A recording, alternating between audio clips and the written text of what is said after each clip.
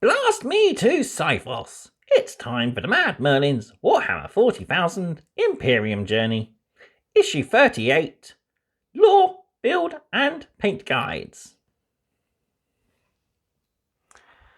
Hello and welcome back to the Mad Merlin's Imperium Journey. So today we have issue 38. So this we get the first time we actually put in detail to our model's bases. We get Astro Granite. And I still haven't figured out what this is going to be used for yet, but we also have our Yriel Yellow. So there's a nice yellow paint. Works well for switches, lights, etc. We also get our medium texture tool here. So we've got our large shovel side on one end and our small spreader end on the other. So this is going to go as a spare one, as I already have one in use. That's could do with another wash, but is still very good for using. So in issue 38 then we get two paints, texture tool. We learn about the Space Wolves, those guys. We learn about Necron dynasties, and we have a fight and charge phase core rule section. Also in this issue we get our brand new battle mat. So this is going to be for the issues 41 through to 60. And it's just a nice, rather simple, slightly reused terrain. So we're going to luckily have everything that's already printed on here in our collection. But that's going to be our battle zone, and I think it's going to be like a Imperial Shrine world. So that's why we're going to be focusing on the Adeptus Sororitas soon. So let's have a look then at our issue.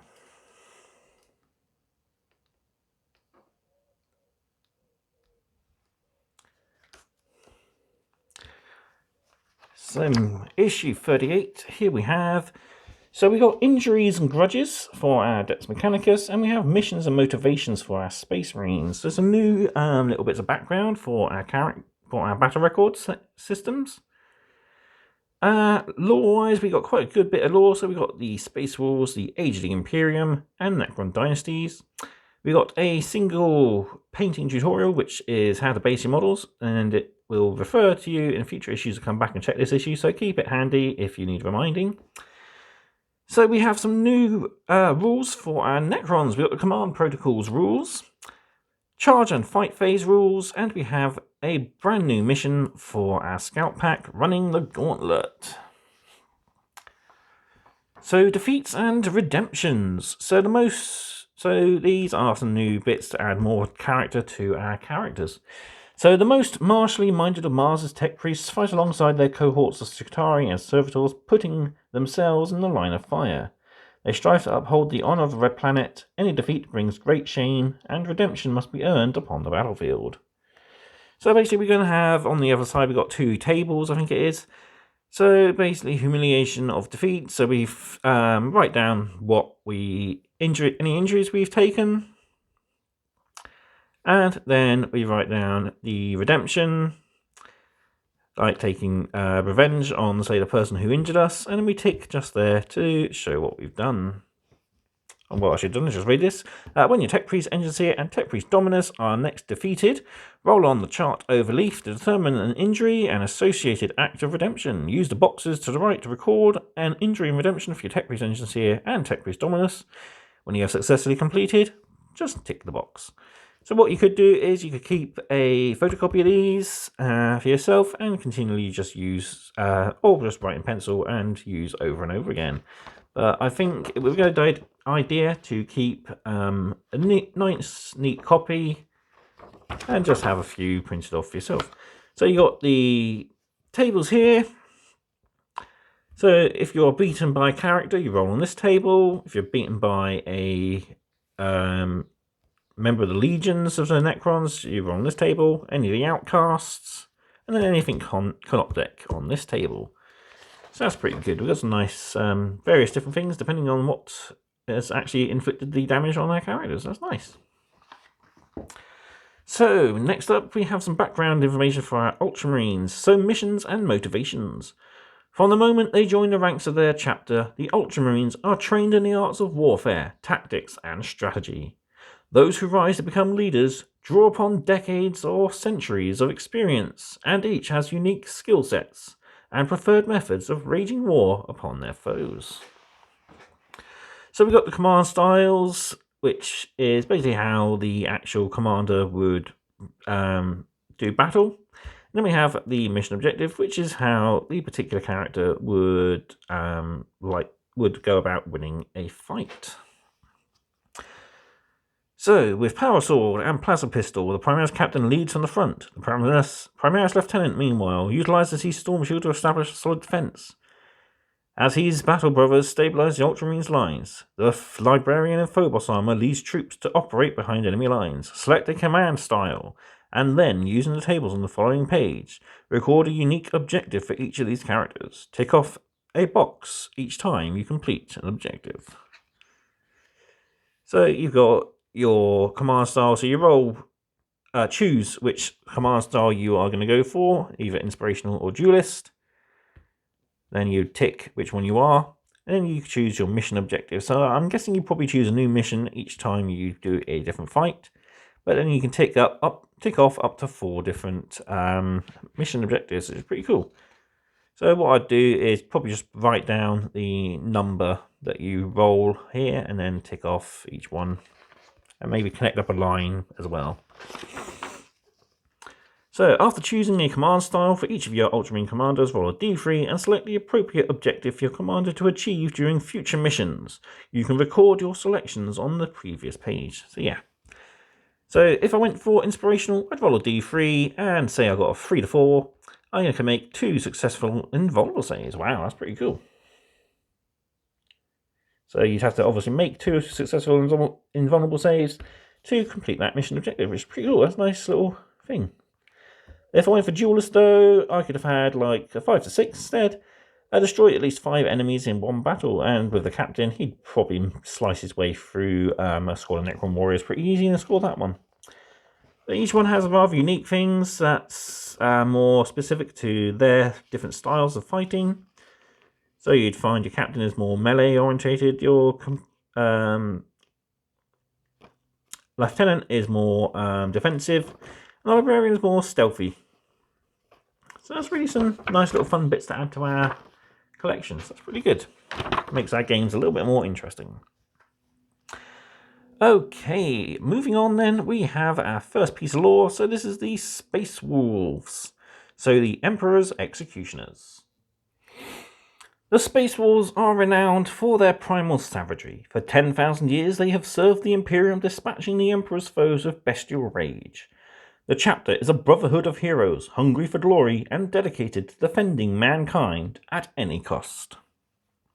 So here we have a nice shot of some Space Wolf Inceptors plunging into, I'm guessing it looks like a Cornate warband, with Gravis boots and Plasma Blasters. So over the back we've got information about the leader of the chapter, who is known as the Great Wolf. In the most recent of these is Logan Grimnar. He wields the legendary Axe Morkai, and is a pretty aggressive but stoic leader of the Space Wolves.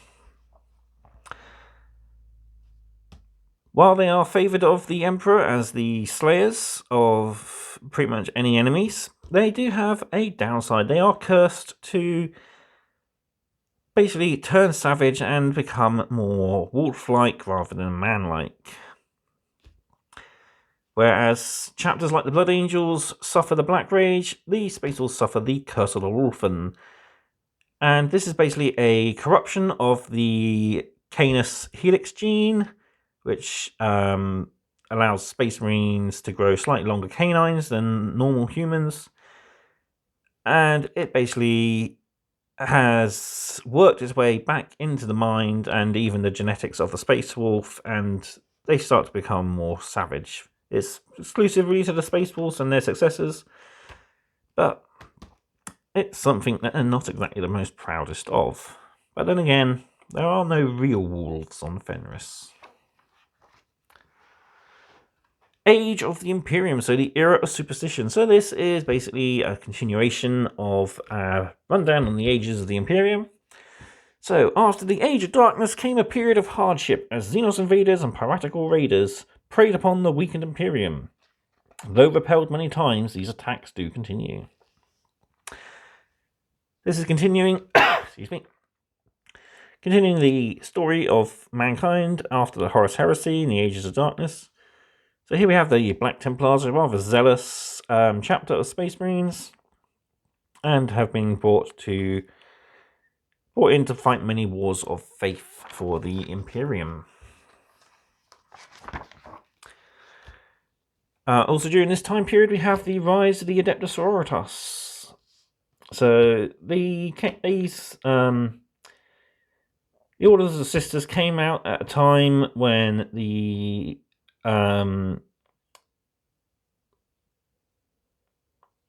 ecclesiarchy fell under the sway of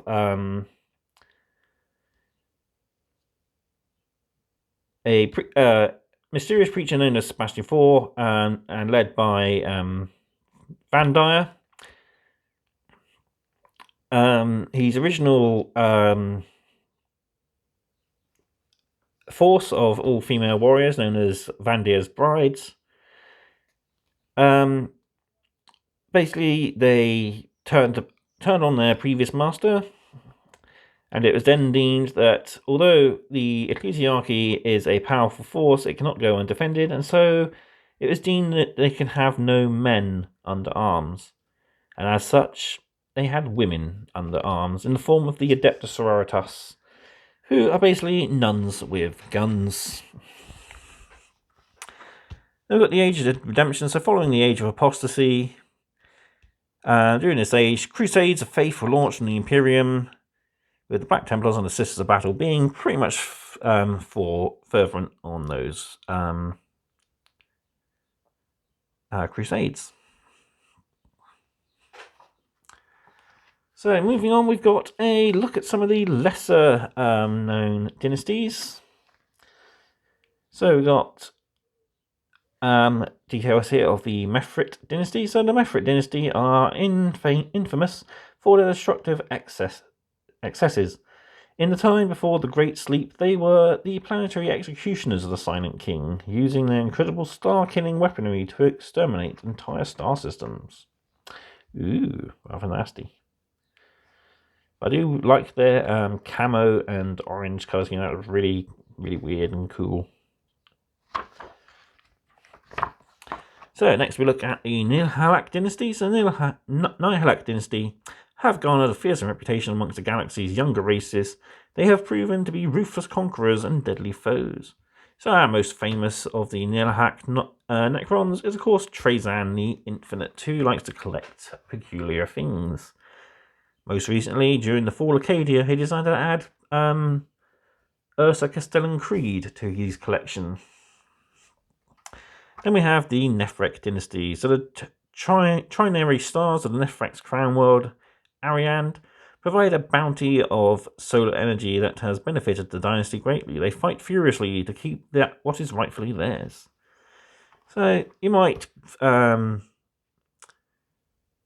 mistake them for being Zarakan dynasty because they have a very similar colour scheme, but they are a rather faded bronze, almost worn bronze sort of look to them.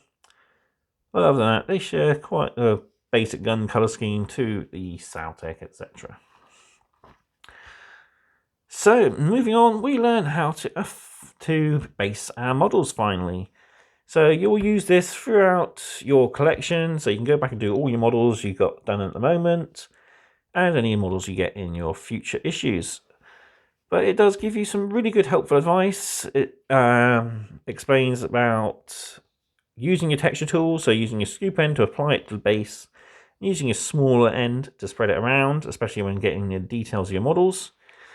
It warns you about not putting on too much, as it will clump. I've actually found out that myself in the hard way, where I've had bases of a model with rather clumpy and weird looking texture. But if you spread it out nice and thin, you do get the benefit of the grains and the grit inside, and it'll be able to pick up some details in later dry brushing. So then all we've got to do is make sure you paint around your miniatures, being careful, using the small end. Feel free to use a brush to clean up any areas that you accidentally get on your models. Then once the astrogranite has dried, give it a coat of Nuln Oil and paint your base rim with some Abaddon Black. And then that's just a few of the sample models they've painted so far. So that is our coverage for issue 37. We'll come back with our rules in the next video with our playthrough. So, issue 38, not 37. My brain is not working today. So there we have it. I have lost my texture tool. Ah, there it is, under the cloth. So, thank you very much then for watching. Be sure to like, comment, share and subscribe if you don't already do so. Little likes and comments help the channel get noticed a little bit better on the interwebs. And it would be nice, of course, to help my channel grow for future content. Also, there is links in the description down below for my social medias, my affiliate links for Curtain Games, and my Buy Me a Coffee channel if you'd like to donate anything towards running the channel's running costs. I also will be keeping up to date with future projects on my Buy Me a Coffee. I again have fallen behind. I've been getting distracted by doing other things. I'm going to have to start putting it onto my to-do list to make sure I do put a post up every at least 3 times a week, hopefully, on my Buy Me a Coffee page. But again, I thank you very much for watching, and I will see you next time then for more mad content. Goodbye.